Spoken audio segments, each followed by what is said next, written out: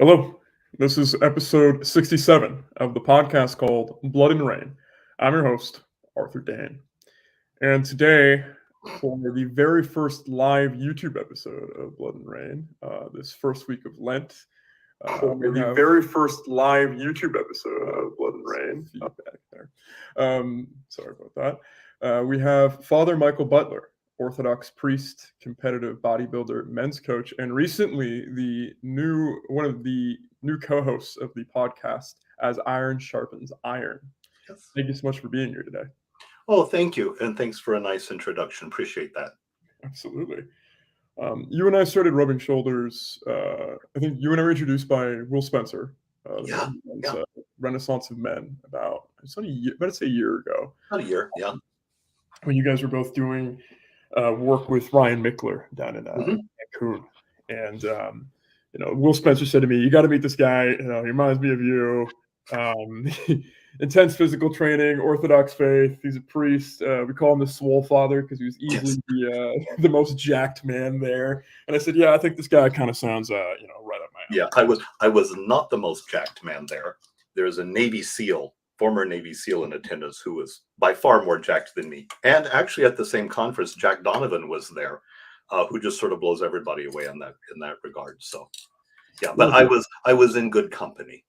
I'd certainly say so. Yeah, I know Jack Donovan does quite well on the jiu-jitsu mats, and and obviously Navy SEALs kind of speak for themselves with that reputation. But yeah, so I've been wanting to do this for quite some time. So maybe if you wouldn't mind, sort of beyond my short introduction of you, telling the audience who you are, how you got into becoming a content creator, why bodybuilding, why Orthodoxy, so forth. All of that. Okay. The whole story. Well, I'll try to keep it a little short because I can talk about myself for a long time, as most of us can. I'm a convert to Orthodoxy. I was raised Roman Catholic, and I found Orthodoxy my senior year in college.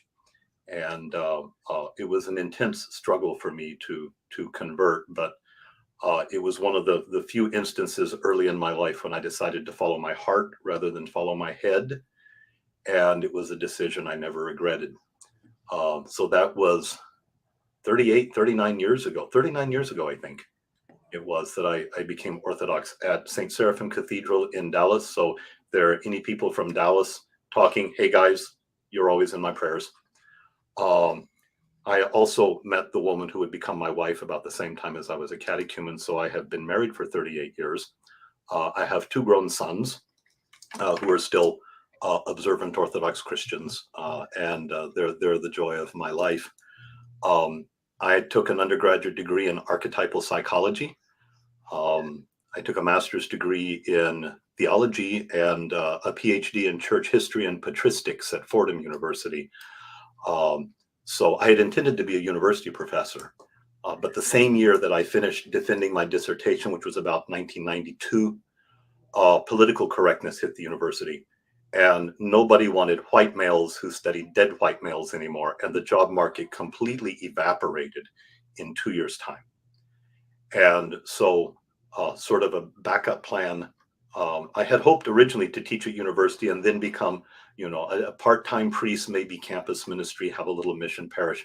It turned out life inverted that completely. So I ended up being ordained as a full-time priest, and I still do some academic work on the side. I've done some work with the Liberty Fund, with the Foundation for Research and Economics in the Environment out of Montana. I did about a decade's worth of work with the Acton Institute in Grand Rapids. I've worked in natural law, environmentalism, interdisciplinary studies, all kinds of stuff. I've had my fingers in, so it's really been very fun. I've been a priest for 28 years now. I've had parishes in Michigan and Ohio, and I'm very happy where I am now in a Detroit suburb. So that's kind of the story of the faith. The bodybuilding piece, this is going to date me. I don't know how many. Do you remember? You read comic books when you were a boy? I forget how old you are, Arthur. I'm recently 28. And 28. Okay. Did you read comic books when you were a kid? I'm not. I hate to admit this out loud on the stream, but not so much comic books as much as manga, Japanese. Okay, yeah, okay. Well, then, okay, this will definitely date me then. But in the old comic books, there was in the back advertisements, and maybe you've seen pictures of it. There was this old Charles Atlas ad, this little cartoon about some guy and a bully kicking sand in his face while he's on the beach and can't defend himself and decided he wanted to get big and strong and pay back the bully. Kicked over a chair and risked a 3-cent stamp for the Charles Atlas bodybuilding course. Well, I saw that when I was like 8 years old, and I thought, that guy looks good. I would like to look like that sometime. And so it started kind of a lifelong interest in wanting to get into shape. It was not something I was able to do successfully for a long time. My dad died when I was 8 years old. I was depressed when I was a child and a teen and significantly overweight.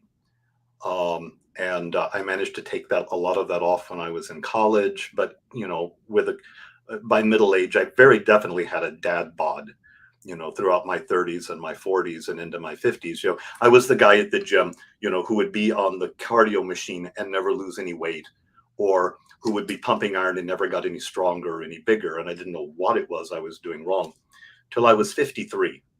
And finally, I got mad at myself and I told my wife, I said, I wanted to get into shape when I was 20, 30, 40, and 50. I want to regret something else when I'm 60 years old, but it's not going to be that. And she said, fine, do what you need to do. And I found one of those 12-week transformational programs online at the time, and really nice Southern Baptist guy out of Houston that we worked really well together with. And he put my diet in order, which was the big piece for me. I thought I was eating correctly. I was not. So he got the diet straightened out, and then a really good progressive exercise program. The fat started coming off, the muscles started going on, and I was able to begin to realize a change. And about halfway through that was ultimately a program. 9 years ago, I started that when I was 53. And when I'd lost about 20 pounds, I noticed this real change in people's perception of me. The women in my parish quit giving me so much shit. And I started getting a whole lot more respect from the men. And it wasn't the physical change, because when I'm at my parish, I wear cassock all the time. And, floor length black dress, down to the, long sleeves and all. You can't see anything. It covers everything. So it wasn't a physical change. It was all the mental change. That I was accomplishing my goal, that I was doing something that I had always wanted to do. My self-confidence and my self-esteem went up, and it changed my life. And I finished with that 12-week program, and I said, I wonder how far I can push this, because I work really well with a deadline. So I found a local contest prep coach, and I went and I saw him and I said, I've always wanted to do this. What can we do? And he told me, he says, I can't guarantee you'll win, but I can make sure you look like you belong on stage. And I said, it's fine. It's good enough for me. So we picked the last contest of the year, and 9 years ago, I got on stage as a men's physique competitor. That's the board shorts. I figured I could stand up in front of total strangers wearing board shorts that went from my waist to my knees. And I was not last. 5th out of 6, but I was not last. And the competitive bug bit me. Lord help me. So I've competed for the last 9 years. I've competed 11 times, qualified to nationals. And this probably the last year I'm going to compete. The arthritis is setting in. My joints hurt all the time. But I'm going to compete again in June at a state level show and go on nationals again and see if I can win my pro card come September. So that's that piece of it. And it's just one of those hobbies. It's a beautiful thing that I enjoy doing. I love the gym culture. I love my gym bros. I get on famously with a lot of people. And the fact that I take care of myself and work hard at the gym has really been, a draw, especially to all of the young men that are finding Orthodoxy nowadays. The fact that they find me. And so not only am I an Orthodox priest and I have an open and inviting and welcoming congregation, but wow, Father Michael pumps iron. That's so cool. I pump iron too. And, we have great conversations about, our workouts and our diets and all that kind of stuff. And it helps to cement relationships with these young guys and helps to bring them to Christ and his church. So it's been a boon that way as well. And then with regards to the men's coaching thing, I just realized as I got older, when I started losing weight, that 9 years ago, when I began competing, I lost 40 pounds. I lost 8 inches off my waist. I went from 23 to 8% body fat. It changed my life. And it was something that I had wanted to do since I was a child and never did. And I realized that there were a lot of other things in my life that I had not actually done because I was shy, because I was scared, because I didn't know who to talk to or didn't know how to do it. And I realized that I live with a lot of regret. And I said, if I can help some other guy start a little earlier in life, get his life together, get over, the self-medicating and negative behaviors, get himself on a better path, get him doing things that are meaningful to him, where he's adding value to the world and adding value to other people, and moving into more mature masculinity and out of that sort of delayed adolescence that a lot of guys in their 20s and 30s are still kind of stuck in. If I can help those guys grow up and have a better life, I've done something substantial. And so the last 2 or 3 years, I've been looking to begin working a little more on just informal coaching now, which is an extension of the kind of pastoral work that I've been doing, for nearly 3 decades, but a little more focused on younger men and their particular needs, in helping them not only to become good men, but to help them to become good at being men. Because you can have good wimps in the church, and Lord knows we've got enough of those. But if you can help a young man to become good at being a man, and then help him to be a good man on top of that, you've done something substantial there. And so that's kind of where I've been focusing some of my attention. That's why I started my social media channels. Part of the, I'm going to drop names here for just a second. At the same conference where I met Will Spencer and Jack Donovan and was working with Ryan Mickler, I also met Bedros Keuilian, who's an entrepreneur out of Southern California, and he's been giving me a little coaching, business coaching, for how to set up, my online presence, my social media, and eventually my coaching business. And he was the one who really encouraged me. He says, you need to do these things. You need to be on these media. You need to start posting like this. And if you do, you'll begin to build a following where you can offer real substantive help, particularly to young men, to your target audience, and the response has been very good. Instagram has grown. It's hard to grow on Instagram. TikTok, God help me. He told me I needed to be on TikTok. Yeah, it's Sodom and Gomorrah. I don't really like being on there, but I have 27,000 followers. It's the only place where you can get organic growth these days. And I seem to be doing some good. There's some resonance, from men all around the world. I have this huge following in Nairobi, of all places. I have no understanding for this, but apparently Kenyans love me.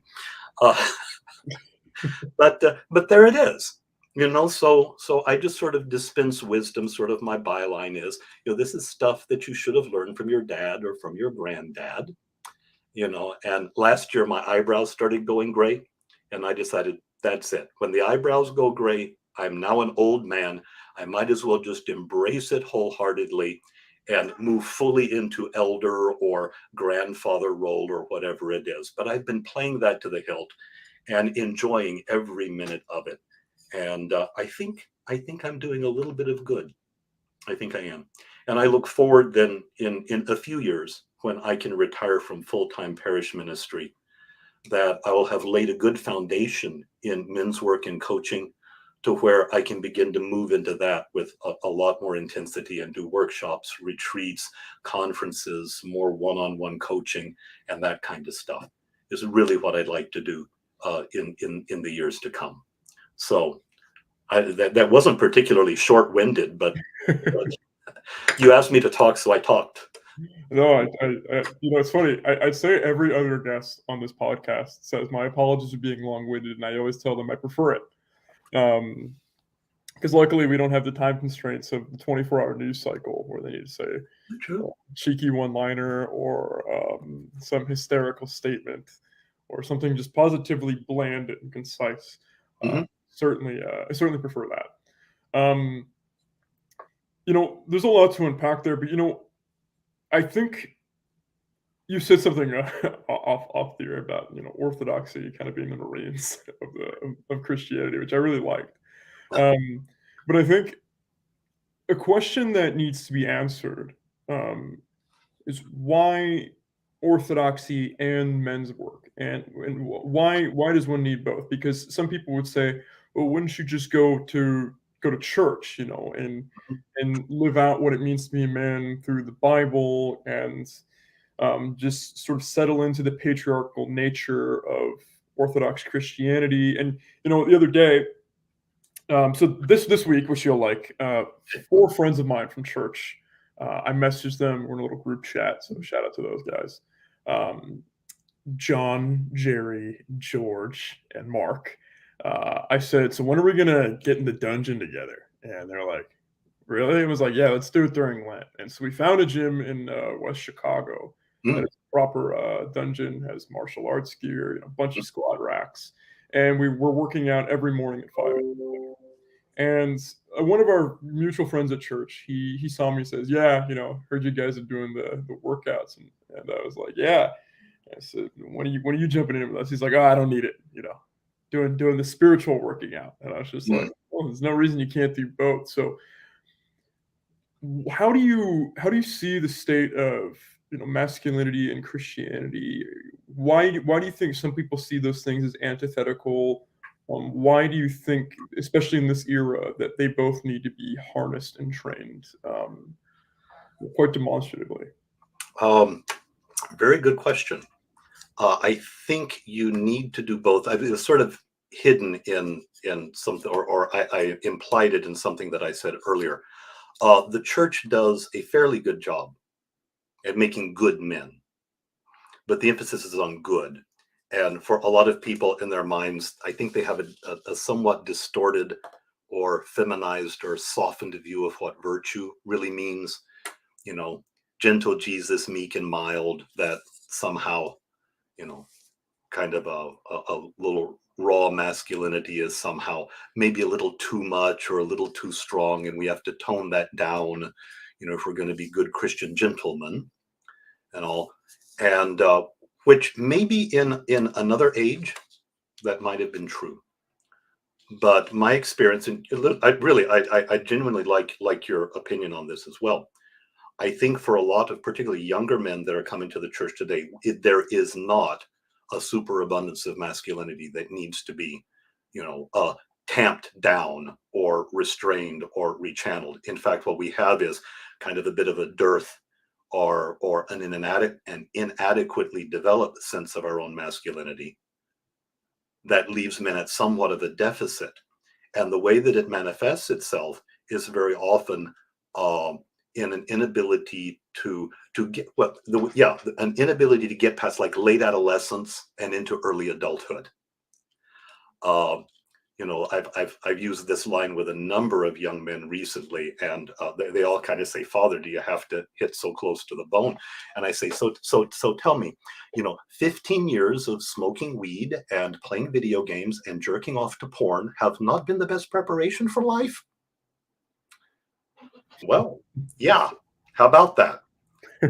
And they reach a certain point somewhere between about 25 and 32 where they realize, no, they need to start growing up and kind of get their lives together, and they don't really know how.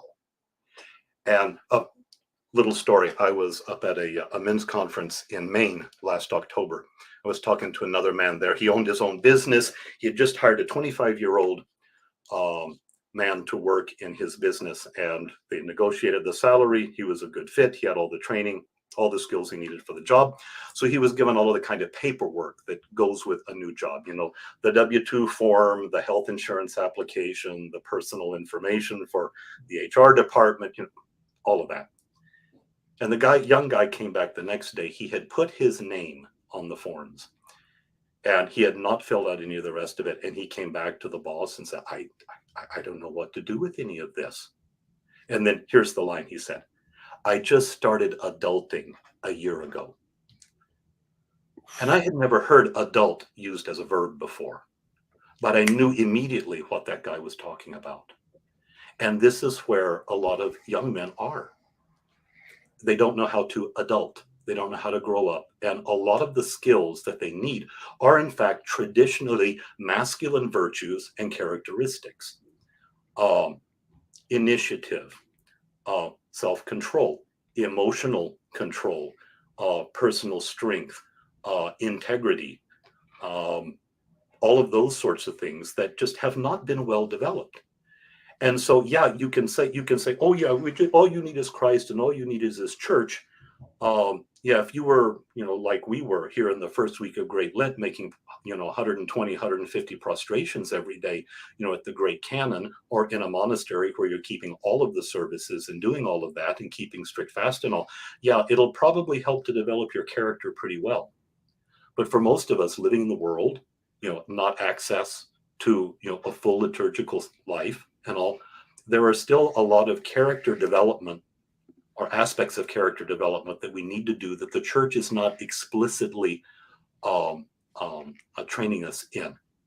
And even more, Saint Peter of Damascus, I think, volume 3 of the Philokalia, I think, he talks about like the four classical virtues, what we call the pagan virtues or the cardinal virtues of courage, moderation, prudence, and justice.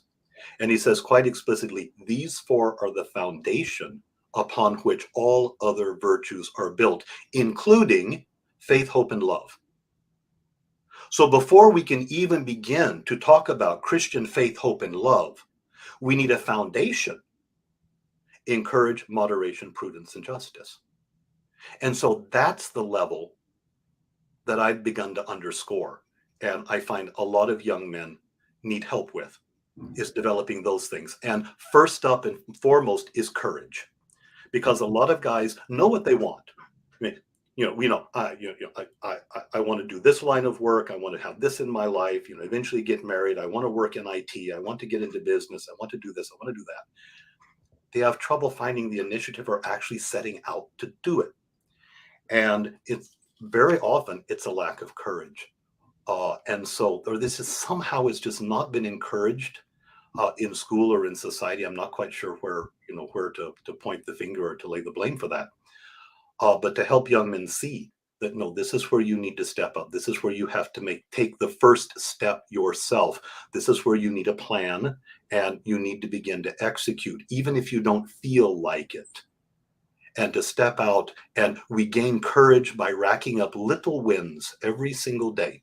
Go back, but I like to say, Uncle Jordan says to make your bed every day. Okay, well, it's not a big deal. Peterson and I are about the same age, so I call him Uncle Jordan. But little wins every day. If you get your morning routine or your morning ritual, you get up, you drink your 30 ounces of water, you do your 10 minutes of prayer, meditation, you take your cold shower, you make your bed, whatever it is that you do, but you rack up these little wins. And by doing so, you begin to develop self-confidence and courage. You can face when you can master the little things in your life, it's a whole lot easier than when something big comes up, you're more prepared to encounter it. So I've been doing a lot of work lately in trying to encourage, particularly younger men who are in the church or who come to the church, to develop their courage. And this is where I think there is material in classical antiquity that was taken up entirely by the Christian church and is all over in the fathers, meaning it is fully a part of our Orthodox, and if you have Catholics in your audience, the whole patrimony of the early church that speaks to the importance of classical virtues as necessary underpinnings for life. And they're the kinds of things that make for an authentic and a mature masculine man. And so simply to underscore aspects of our own tradition that maybe have not received as much publicity or as much attention. In this, I don't believe I'm innovating at all. I'm just pointing out places in the tradition where this is in fact the case. So I've been mining our own Orthodox tradition in ways that are helping young men grow up. And when they can become more mature men, then even their Christian faith becomes more mature as well. So I think that's the answer to your question. I think it's necessary, and you do need both. Yeah. So yeah, go pump iron, go run, walk the dog. I mean, do something physical. As part of your daily discipline. Even the monks are making prostrations. When I visited Mount Athos, what was that, 12, 13 years ago, I visited, I never saw a fat monk. They all do enough physical labor and prostrations and all, and they keep their diet strictly and all, to where, yeah, there's none of them out of shape over there.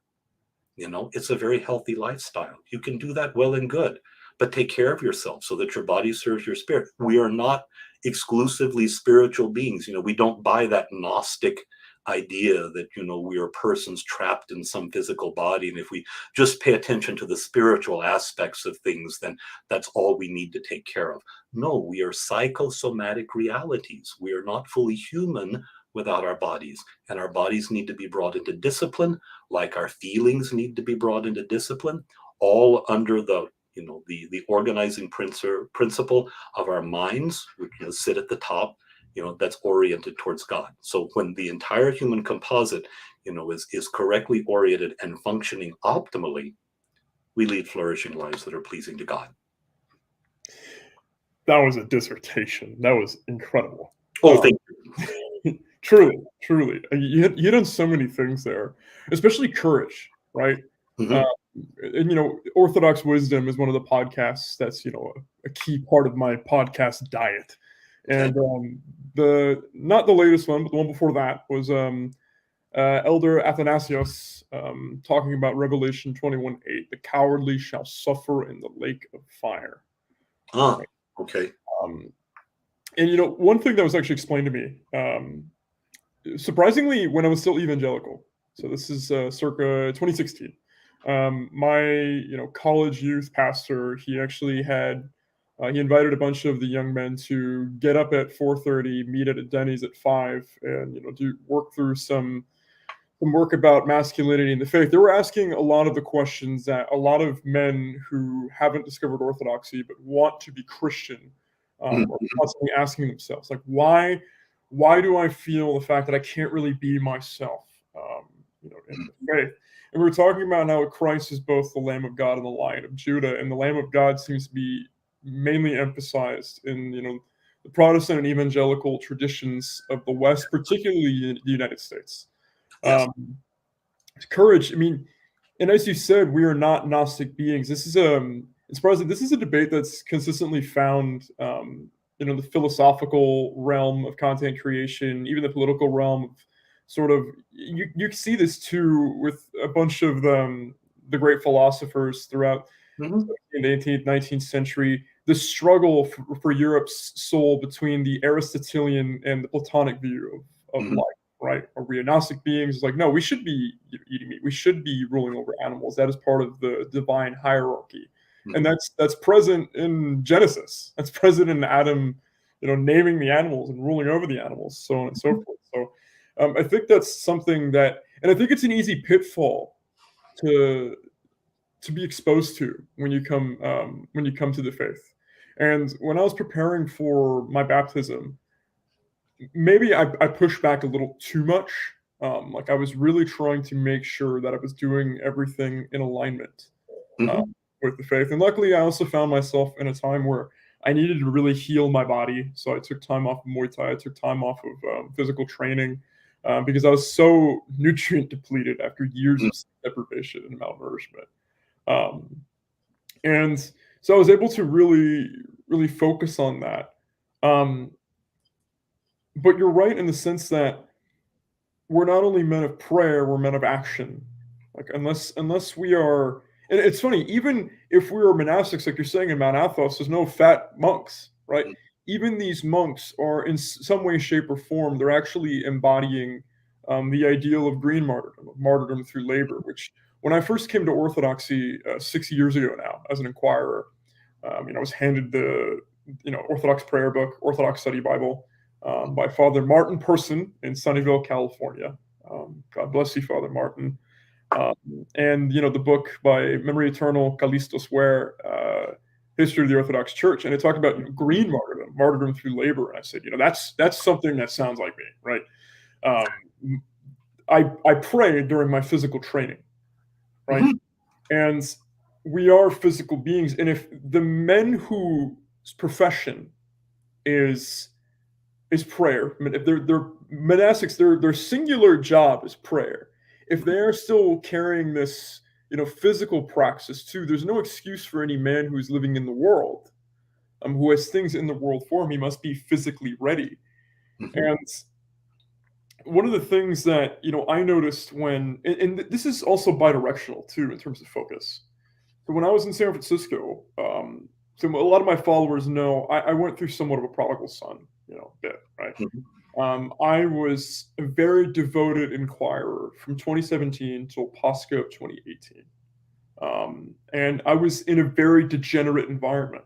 I was um, Mhm. I was bar backing, bouncing, and bartending in the Bay Area bar scene. And anyone listening from the Bay Area knows it's a different. I mean, I'm in Chicago now. It gets pretty degen here, but like not like in the Bay Area. It's different. And Yeah. I was dodging. People offer me drugs and one night stands and all these things. And Mhm. there was two things that they noticed about me. One, I was praying. Two, instead of doing those things, I was going to the gym at 3:30 after work. Mhm. Um, and so they saw this devotion. And so I was deceived off of the faith in 2018, right after Pascha, like actually the night of Pascha, which is another story I'll tell later on another podcast. But I came back to it, and it came back to inquiry in December of 2021. So I pulled an all-nighter working at a bar in Oakland, and I got on the BART and went across the bay to see St. John Maximovich for the first time, Oh, okay. at Yeah. Virgin Cathedral. And I came Mhm. back to the faith, and I started going to liturgy every single day.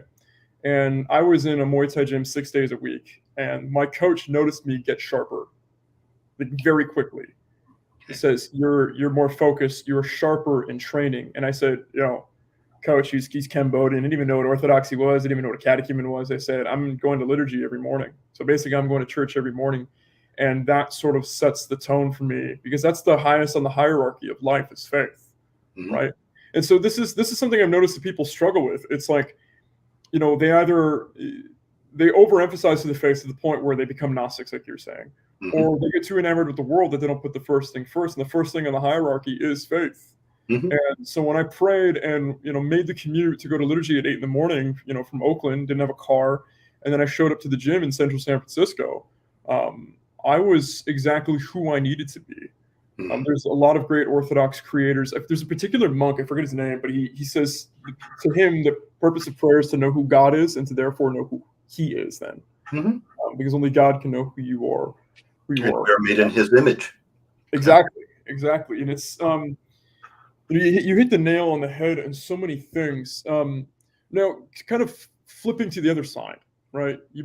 I've got plenty of guys who listen to me who maybe asking questions about faith. They came through my work, through things that are more rooted in just raw intensity and martial mindsets and physical training. Mhm. Mm.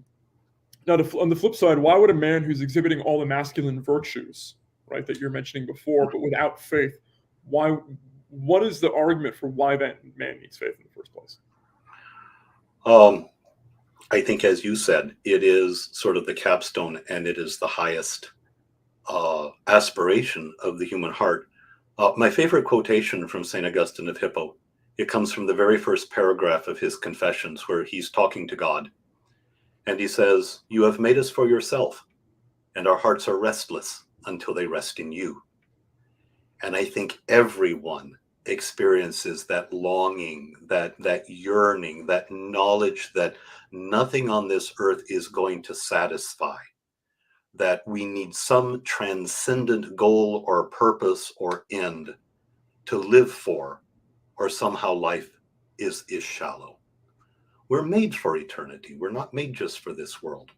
And ultimately, even there, I mean, to go back again to classical virtues, what is the perfection of the intellect, or what is the mind for? The mind is to know truth. What is the perfection of the will? The perfection of the will is to be fixated on the good.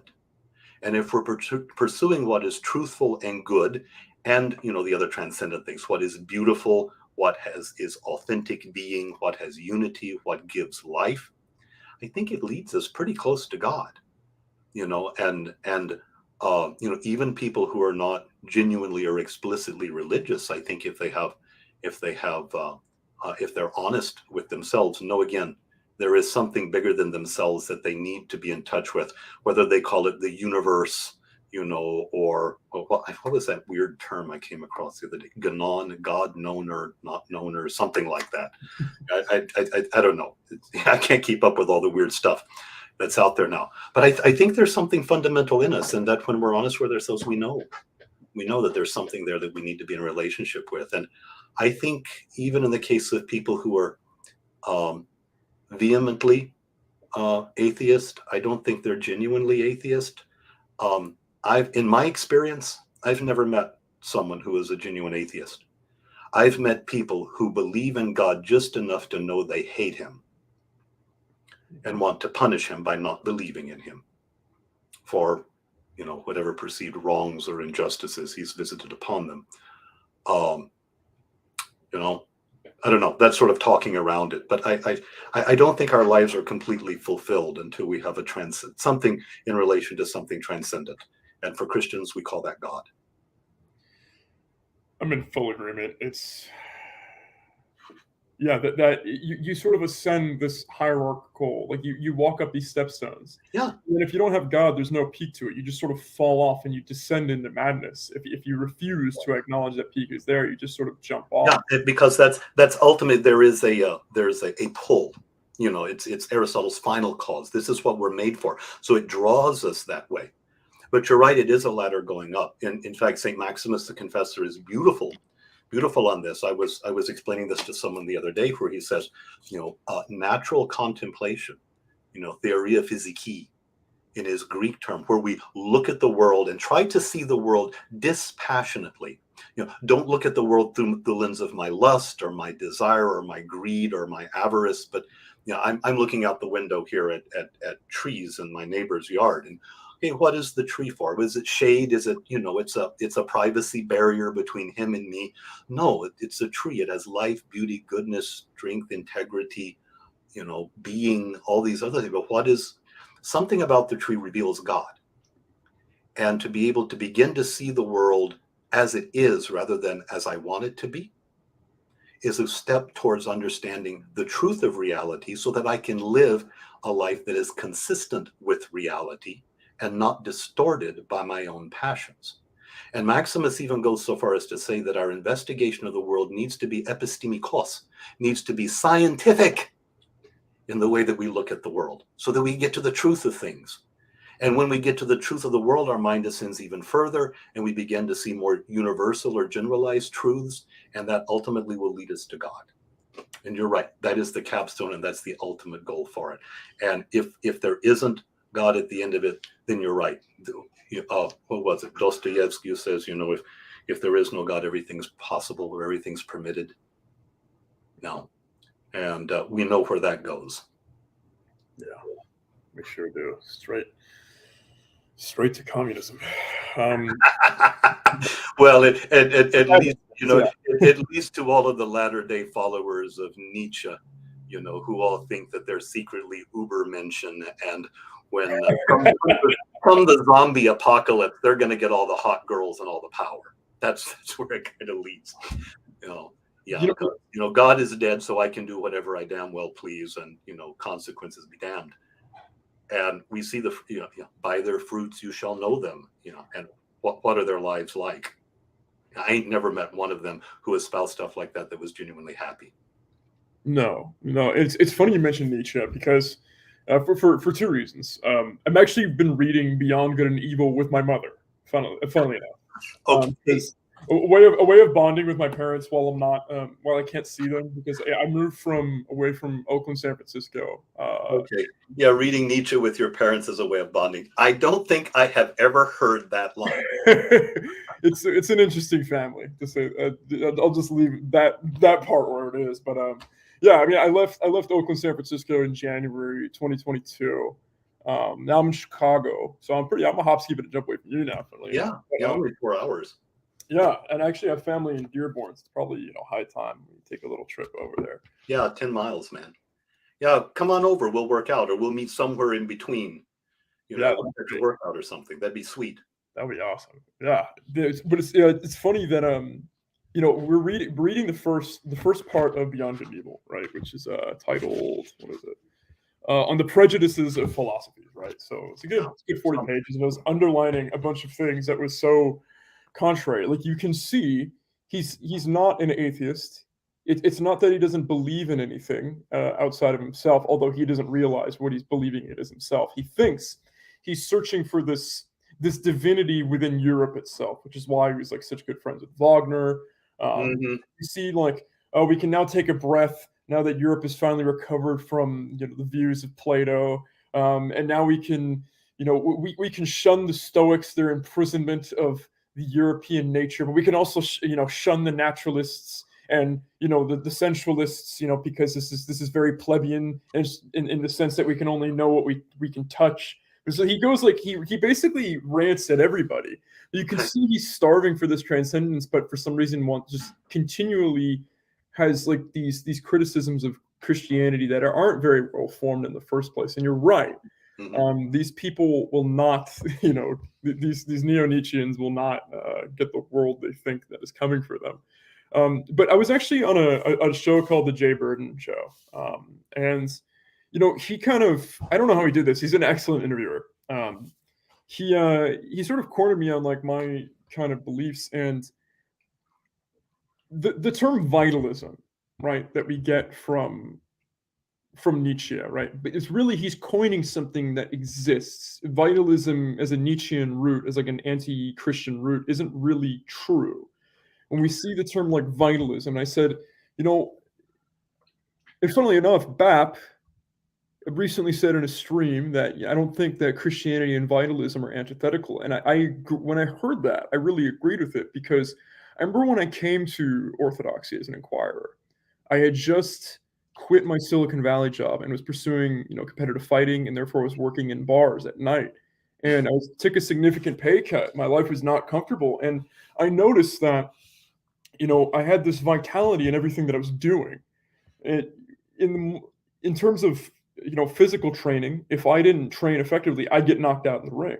There's vitality in that. If I didn't work 7 days a week, I'd be broke, and I, wouldn't be able. I'd make rent. I wouldn't be able to eat. There's vitality in that, and just upstream from that, I told myself, if I don't pray, if I don't keep the sacraments, keep the commandments, I may not make it to heaven. And it's funny, even these arguments. And you see these arguments rooted as masculinity, like this right here is masculinity. Yeah. They sort of distort one aspect of masculinity and say, well, we don't have this distorted kind of aspect of masculinity in Christianity, so therefore Christianity isn't masculine. And those arguments just completely fall apart. That's well put. Thank you for saying that. That's well put. I'd never heard it put quite like that. I like that. Well, I'm glad you think so. It's something I've been, thinking about a lot in the past 2 years, because, in this corner of the internet that I come from, we sort of have one foot in, what's recently been called the sensible center. It was previously called the dissident right. And okay. Yeah, we'll leave that part. I know the ground is shifting under everybody. It's hard to know what to call oneself nowadays. Yeah, and the arguments, for those guys, it's like, well, we're not actually dissident right. We're just, sensible centrists from the year 1950. That's really what it actually is. Or maybe, and some would argue, 1910. Pick whatever year you'd like. But it's, having one foot in each of these sort of spheres. I rub shoulders with a few, sort of neo-pagan types, and I tried. And this is before I came back to the faith, and I tried giving them a fair shake. And they're exhibiting Thor and Odin and whatnot, which are very cool reads mythologically. Yeah. But it strikes me as incomplete, and not to be sort of rude or crass, but if the pagans were so mighty, why did they lose all of Europe to Christianity? And without a fight. Yeah, that's not really. Yeah. I actually, when I was in Denmark 2 years ago for the European Men's Gathering, I was able to see the Yelling Stone that King, oh, good heavens, the Bluetooth, what was his first name? Harold Bluetooth Yeah. set up when he said he converted the Danes to Christianity and united the country. And it took Christianity to unite the country. It's very curious. I think you're onto something. I think you need to pursue that and work that out even more. I know that there is a formal definition to vitalism. I don't know what it is, and I haven't read Nietzsche in 35 years maybe. So I'm very rusty on that too. But from the description that you've been saying, sort of this, what you're describing, as sort of vitalist strikes me as intense. Mm-hmm.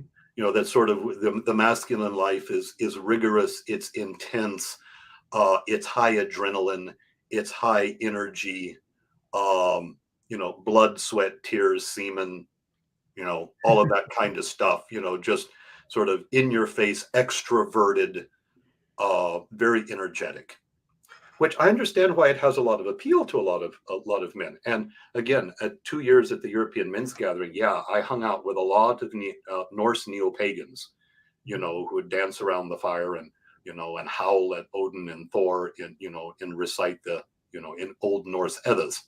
Mm-hmm. I know what they're looking for.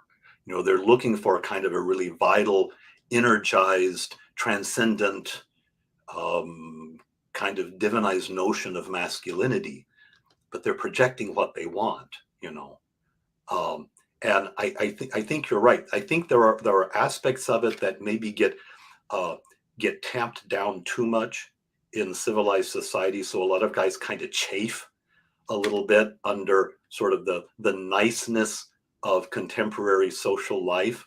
And so we need something like a martial arts gym, or you've got to pump some really heavy iron, or do something in order to let off the steam or to feel alive.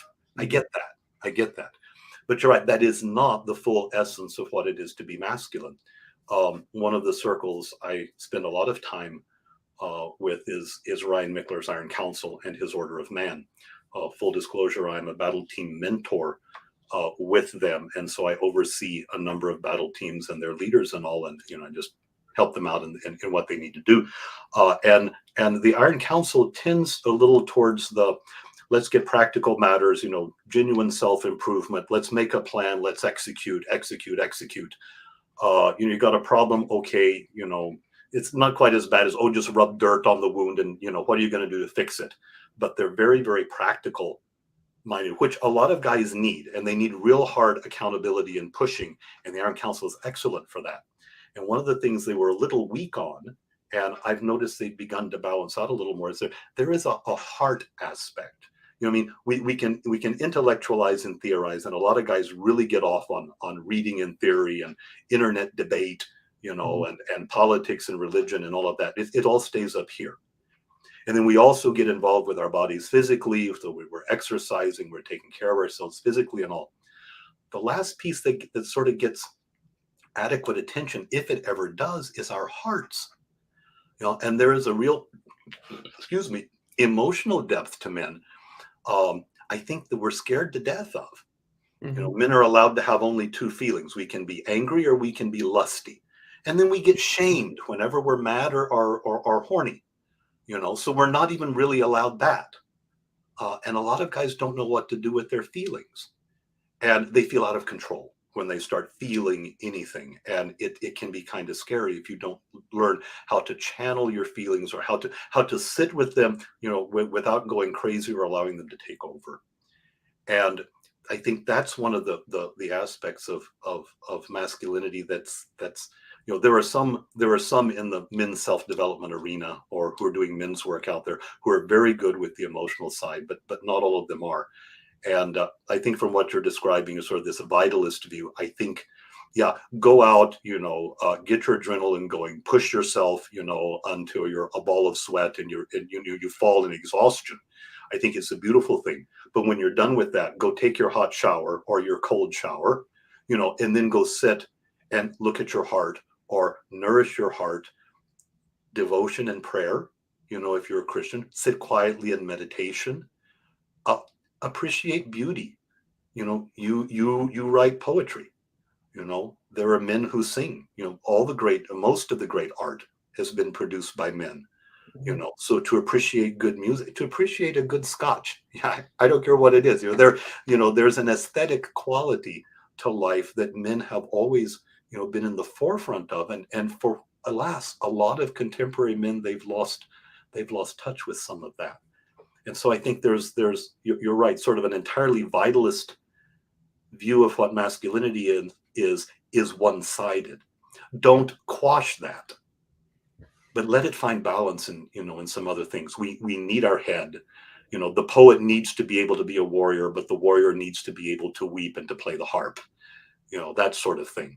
So if we can find all of those pieces to ourselves and bring them into a little bit of balance, or at least allow every one of those aspects of masculinity to have a place around the council fire, if you will, and to have a voice, I think is a very healthy path forward.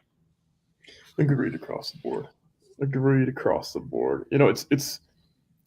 I had a boxing coach. I mean, he was. I think he was taught by Cus D'Amato, so the guy who, the famous coach of Mike Tyson, right, among others.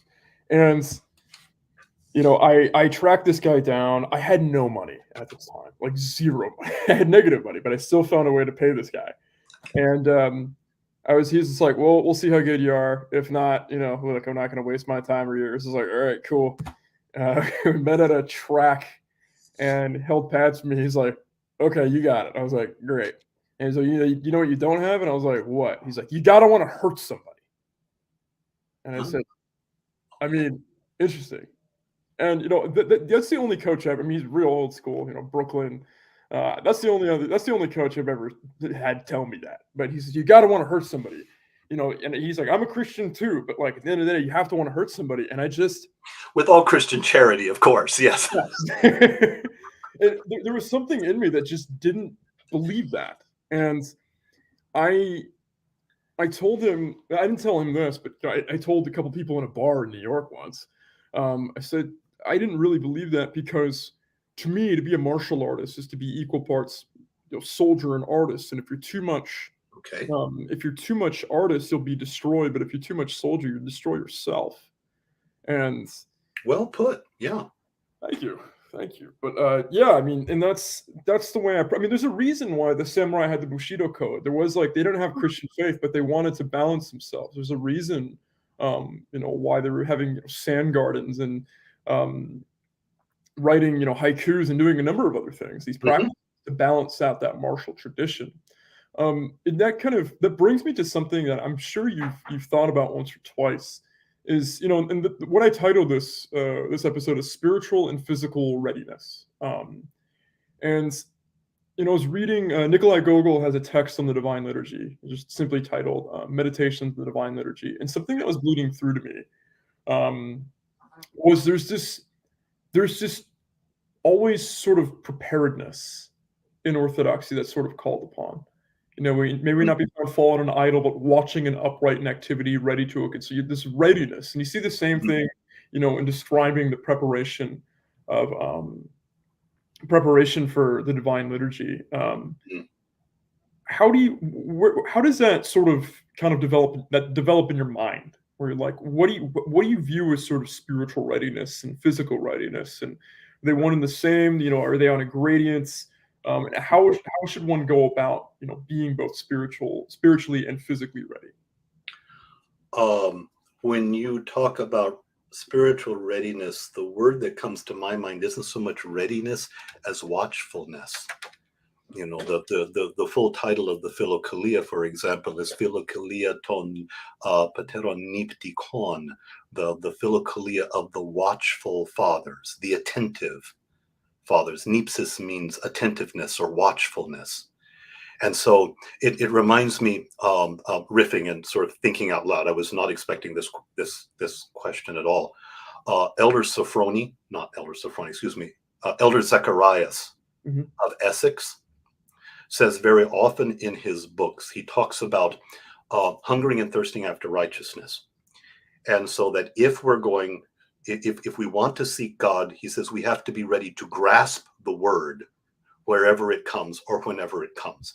And so that he says there is this attitude of watchfulness, of attentiveness, of readiness, so that you're always like listening. Where is it? How is it going to manifest? How is it going to show up? And to be able to grasp it as soon as it does. Because, God may speak through Barlaam's ass to you, or the answer to a prayer might come in a television commercial. Someone will say exactly what it is you need to hear at the time you need to hear it, and you need to be ready to receive it when it comes. And so there's always this attitude of being watchful, of, like the soldiers on the perimeter, always watching for the approach of enemy or for trouble, always standing guard. What Christ says, even in the gospel, what I say to you, I say to all, watch. And even I found that in the early church, the practice of the monks keeping vigil all night long, they were waiting and watching for the second coming of Christ. That was the initial impetus for the all-night vigil. Wow. And so this always readiness and attentiveness, I think, is something we need to cultivate ourselves. And it's just kind of a spiritual sensitivity. Like, I'll talk to I don't know quite what all your audience has made it, but the example that comes to my mind is when I first had children and had newborn babies in the house. We'd put, Jeremy stayed in our bedroom, in a little sleeper for several weeks until we put him in his own room. But even when he was in his own room, I could hear that baby sigh, in the middle of the night. And beyond what even my wife could, I'd sit bolt upright in bed because I was attentive. I was always listening in case that infant child needed something, and I was there.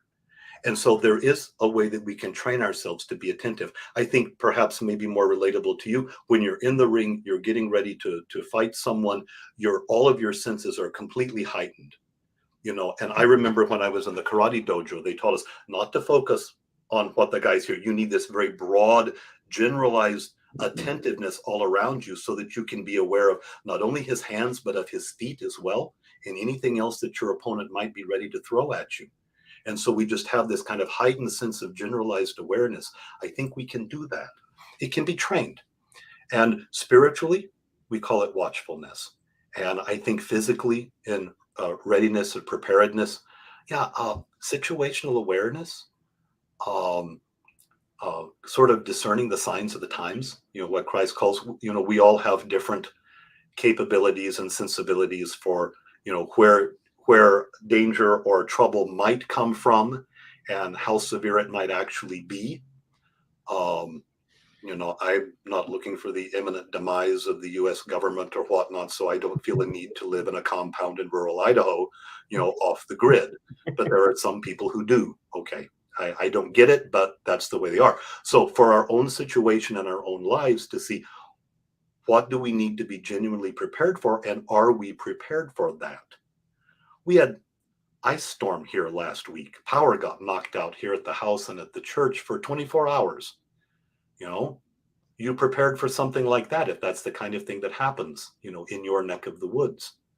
So genuinely just to be prepared. And I think this is fundamental to masculinity, that we're prepared. We need to protect those who are in our care. Now, maybe that's only that's only yourself. You're still a single man, so you take care of yourself. If you happen to be married, you take care of your own. But even in your own case, you take care of your property, you take care of your possessions, and you have friends whose back you have. So we take care of those people, and we know whatever it is we need to do in order to be prepared to do that. And so we're generally ready and prepared to meet whatever threats might happen to be around us. I'm not saying be paranoid about it, but like I say, I know the power goes out here periodically, so I got a generator now. Okay, that's reasonable for someone in my situation. Take the reasonable precautions that you are, so that you can provide for yourself and for those who are in need around you, and do that in as many ways as you can. If I don't really fear physical violence for myself or anyone else around me, but maybe you're in a situation where that might be a greater possibility, and you might need to prepare for that in a way that I don't. For myself, getting a little older, I look towards retirement. Have I socked away enough? Have I saved enough? What will I do when I don't have a regular income anymore. That's an aspect of preparedness as well. So, I mean, you can venture wide over it, but I think just taking care of yourself and be a sober assessment of your life, and it's again a very fundamental masculine virtue that we protect and we provide for the people who are in our care. So to be cognizant of that and do whatever is reasonable in order to be able to do that, I think sets us up very well. I would agree. Once again, across the board. Sweet, I'm batting 1,000 today. Yeah, no, it's definitely batting 1,000. There's a running joke. I'm sure there's a running joke I have with Anti-Fragile Fitness, my training company, and so all the guys in that, even the women on the women's side of that, because we have 3 women, anti-fragile women. But in general on Instagram too, I keep just shouting war in all caps, war. Mm-hmm. War. And someone asked me about that. He's like, "What's that about that?" And I said, "Well, everything is war, and I'm kind of tired of pretending." Yeah. There's the war for your soul. There's the war in and for every man's soul. There is the war to keep your family safe, to keep your children from ingesting ideas elsewhere that can be counter to their salvation and to their well-being. There is the war on sloth. There's a reason why, in most of the prayers it says slothful and sinful as I am. It's one of the 7 deadly sins, but they single that out because it so easily leads to other kinds of sin. Mm-hmm. And at the same time, I've mentioned this many times, and I've mentioned the fact that I came to Orthodoxy around the same time I started reading a lot of stuff by Jocko Willink and listening to his podcast. And I've ripped off my format of Jocko Willink's podcast for this one, but he said something really interesting too, and I think this may help a lot of men, both faith-wise and just in general things in life. Life isn't really war so much as it is counterinsurgency, in the sense that it would actually kind of be easy if it was war all the time, and there are certain instances where it's outright. You're in the ring, you're pumping iron, you're in the 4-hour liturgy for Pascha, where it's prostration after prostration. You're standing for a long time. You're trying to keep that spiritual focus right until they yell, after the first hour Christ is risen, but through to the very end, before the feast comes. But most of the life that we live is sort of mundane, but we still, like you said, need to be aware. We need to be watchful. We need to be ready. And because in counterinsurgency, out of nowhere, Jocko Willink was speaking about his experience in the Battle of Ramadi in particular. But, out of nowhere, there could be a bomb. Out of nowhere, there could be a sniper. Out of nowhere, when it wasn't war at all. And I think that's what trips a lot of men up, and that's how we fall. And the other side of things, we get too anxious, like you were saying.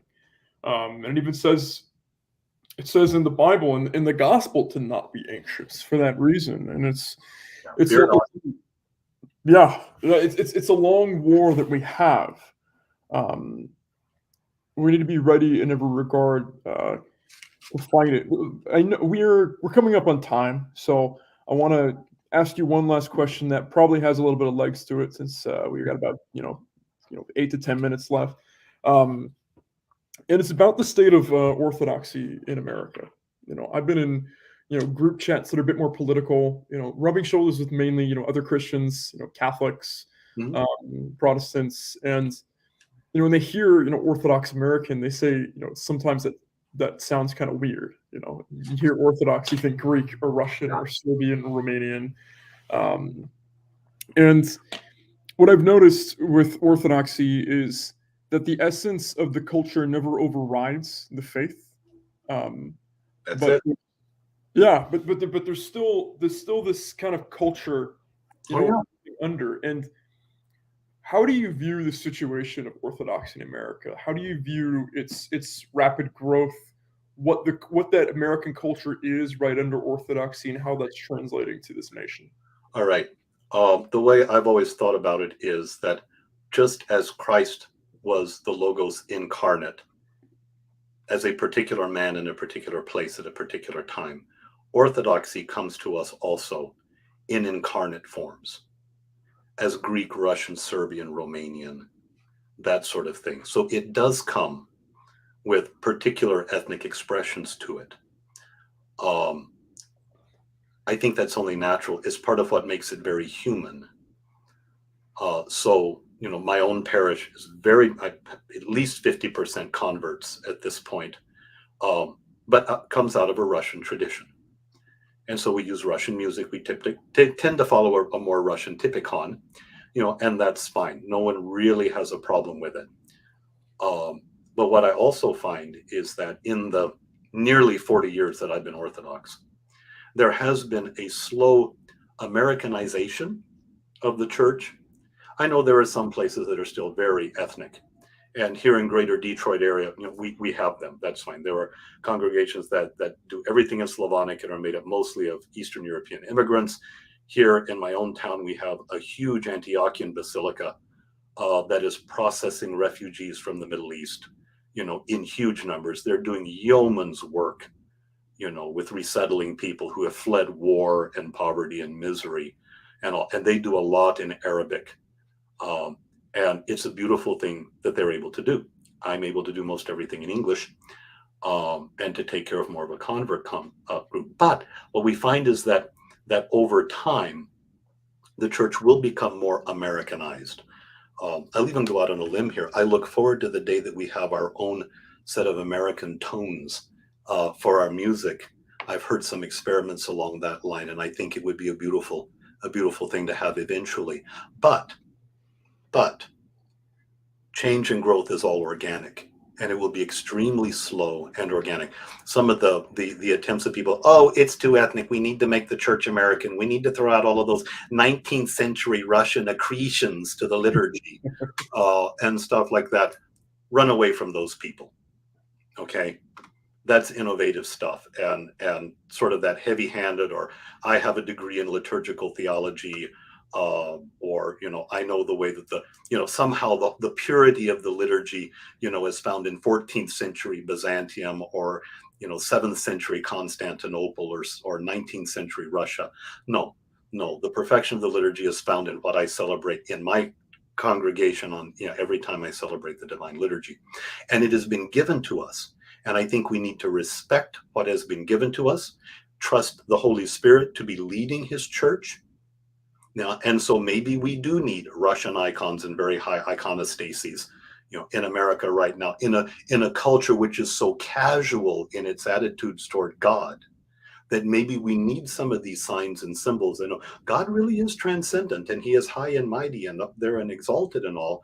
And, we're not quite as buddy with God as American culture, might have us believe. And I think sometimes it provides a useful corrective. But any growth or Americanization of the church was going to be slow and very organic, and we might not see it, except over decades. And I think that will be the safest way. But it will be so. And, again, it's a matter of trusting the Holy Spirit to guide the church, and I think we'll be fine. Yeah, certainly. I think the anxiety of either side is typically rooted in thinking that this is going to be immediate, right? Nothing is immediate. Yeah. Very, very slow. We saw sort of the rise in the restoration of pre-sanctified liturgy, the rise in more regular confession, and in more frequent communion. That was like 30 or 40 years in development. And then the COVID lockdown, wiped a bunch of that away. So there it is. And, in some congregations, I know they like to exchange the kiss of peace. Is that happening anywhere anymore now? 30 years of development on that, gone. Regular communion. I still have a few people who are scared of the chalice, don't want to come to communion. It's unfortunate, but there it is. growth is slow and organic. It was, what was it? Lord Acton, I think, said something along the lines that, liberty is, is the delicate fruit of a long and slow process or something. I'm massacring the quotation, but that's it. People think that somehow liberty is just, you get it just like that. No, it's a very slow process to get, and it's so easy. Destruction is so quick and easy to tear stuff down and to leave it in rubble, and it takes generations to rebuild stuff. And so this is why, tradition in its literal sense means not only comes from Latin verb, meaning not only to hand on, but that which is handed on. It's why we need to receive the Orthodox faith as fully and as faithfully as we can, to hold it as the treasure that it is, and then to pass it on as fully and intact as we can to the next generation. That's part of our responsibility. And if we will honor that, God will see to whatever adaptations or changes or modifications it needs to have. We just need to be faithful to it. If we take care of the faith will take care of us. Absolutely. We didn't have the Nicene Creed until 300 years in, so yeah, be a little patient about patient of the Orthodox American culture. We are up on time, but where can people find you? People can find me on social media. As I've already mentioned, I prefer Instagram. I am on TikTok. Again, God help me. I'm also on YouTube and on Facebook, and I use the handle Average to Alpha. That is AVG numeral 2 ALPHA, Average to Alpha. I typically post something there daily on Instagram and on TikTok. The YouTube channel is a little behind, but more substantive, longer podcasts, videocasts are there. That it's largely based on the men's work that I'm doing, the issues that younger men are facing, how to overcome them, foundation in the virtues, and overall kind of adulting for younger men. So there'll be more stuff on there, as the weeks go on. I've got a little more time now to begin producing some more content. But I appreciate you asking, and I appreciate comments and questions from serious and interested viewers. I'm happy to engage as much as I'm able to. Appreciate very much, Arthur, you having me on here. This was really great conversation. I've enjoyed myself thoroughly, and I'm serious about maybe getting together for a workout, maybe somewhere in between Detroit and Chicago here in the foreseeable future. I think that would be really fun to do. Absolutely. And thank you so much. Thank you so much for being here. And we'll have to do this again as well. It's another time this year. Maybe post. Yeah, more than happy to. Like I said, I've really enjoyed myself. I enjoy your company, and I like the work that you're doing. So keep it up. We need more positive men's voices, especially positive Christian men's voices out there. I know it has its effect, and it is helping other men. And the degree that we can be helpful to our brothers, it redounds to our own glory as well. So God bless you in what you're doing, man. It's a beautiful thing. Thank you. Likewise. And as always, folks, good night, good storms. God bless. Thank you.